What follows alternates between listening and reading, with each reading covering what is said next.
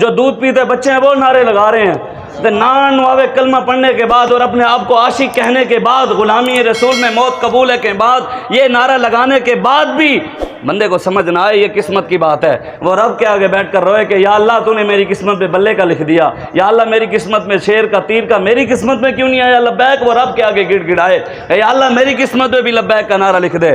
مجھے 11 سال کے بچے نے، میں نے راستے میں ابھی دوستوں کو بھی آج ابھی بھی اس کا فون آیا ہوا تھا راستے میں، 11 سال کا بچہ ہے، قصور کے اندر رہتا ہے، اس کا نام ہے توصیف، اور روزانہ مجھے فون کرتے کہتے کبھی شاہ صاحب مجھے میری بات سن، مجھ سے آپ بات کیا کریں، کیوں جو جب سے آسیہ ملونہ کو عمران نے چھوڑے میں نے تب سے لبیک جوائن کر لی ہے، اس لیے آپ ہم سے بات کیا کریں۔ 11 سال کا بچہ، ابھی بھی میں نے دوستوں کا، میں نے اس سے پوچھا، مجھے کہتا ہے شاہ صاحب میں روزانہ ایک کام کرتا ہوں۔ میں نے کہا کیا کام کرتا ہے؟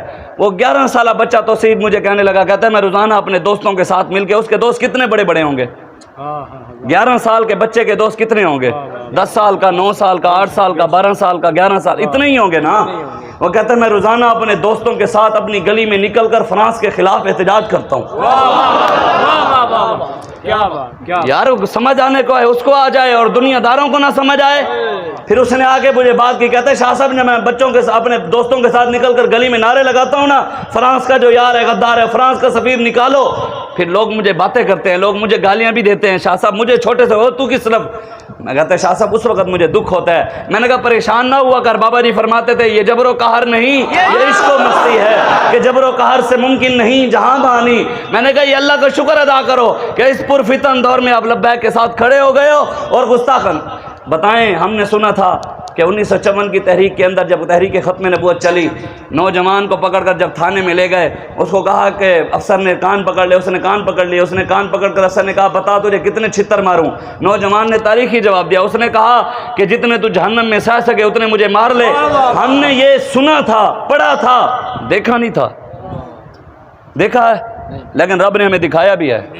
ہمارے 16 سالہ نوجوان، اب کی بات ہے جب میں جیل سے باہر آیا تو اس کے 10-15 دن بعد ان کی پیشی ہوئی، ان 16 نوجوانوں کی ویڈیو بھی آئی، وہ ہتھکڑیاں لگی ہوئی تھیں، ان کو بٹھایا جائے، ان کے بارے میں آیا کہ وہ وکیل بتا رہے تھے کہ جب جج نے پوچھا تو بھئی ان 16 سالے بچوں کا کیا قصور ہے، تو ان بچوں نے وہیں پر خود کہا ہمارا جرم یہ ہے گستاخ رسول کی ایک سزا سرطان سے جدا۔ نے کہا ہمارا جرم یہی ہے کہ من سب نبی جن، صدیوں بعد قرون اولیٰ کی یاد تازہ لبیک والوں نے کی ہے۔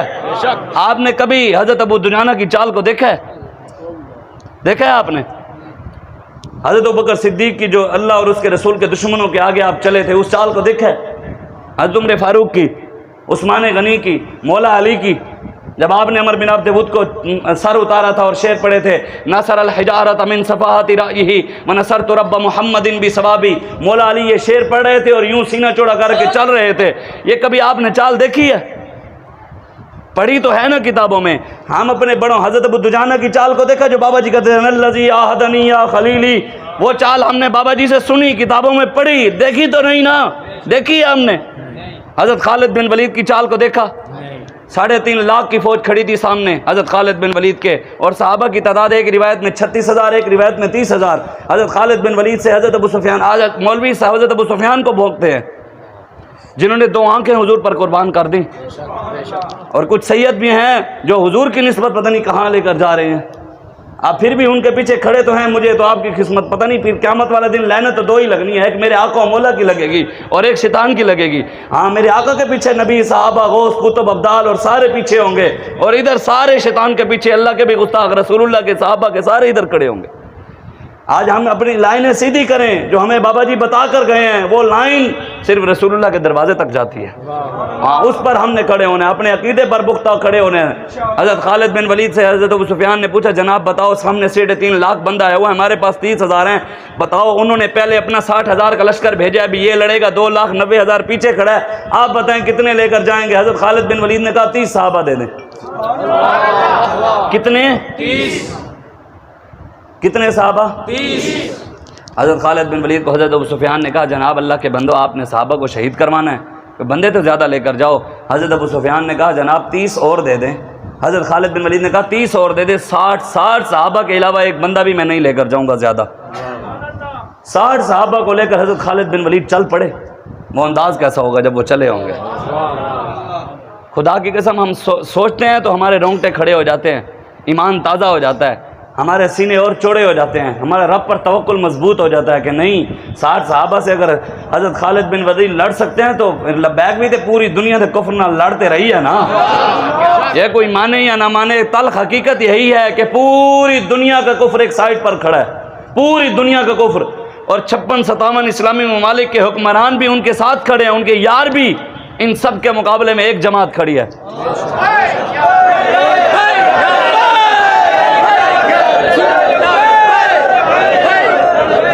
تاجدار ختم نبوت حضرت خالد بن ولید چلے ہوں گے، وہ انداز کیسا ہوگا، وہ انداز کیسا ہوگا، آپ نے دیکھا، ہم نے دیکھا ہے، لیکن صدیوں بعد اللہ نے ہمیں وہ بھی دکھایا۔ 1450 سال بعد ہمارا قائد 26 سالہ جوان، 2900 پولیس والے، 60 SHO، 22 DPO، 6 SP اور ایک 26 سالہ جوان یوں کر کے نہیں آ رہا تھا۔ نہ آج بھی ابھی بھی ویڈیو موبائل سے نکال کر دیکھیں، خدا کی قسم صدیوں بعد ہم نے حضرت ابو دجانہ کی چال نہیں دیکھی، خالد بن ولید کی چال نہیں دیکھی، مولا علی کی چال نہیں دیکھی، عثمان غنی کی چال نہیں دیکھی، عمر فاروق کی چال کو نہیں دیکھا، ہم نے حضرت ابو دجانہ کی چال کو نہیں دیکھا، سیدنا صدیق اکبر کی چال کو نہیں دیکھا، لیکن صدیوں بعد ان غلاموں کی صدیوں بعد ایک غلام آیا۔ ہم نے 26 سالہ نوجوان کفر کے سامنے جھک کر نہیں آیا، سینہ چوڑا کر کے یوں چلتا ہوا آیا، ہم نے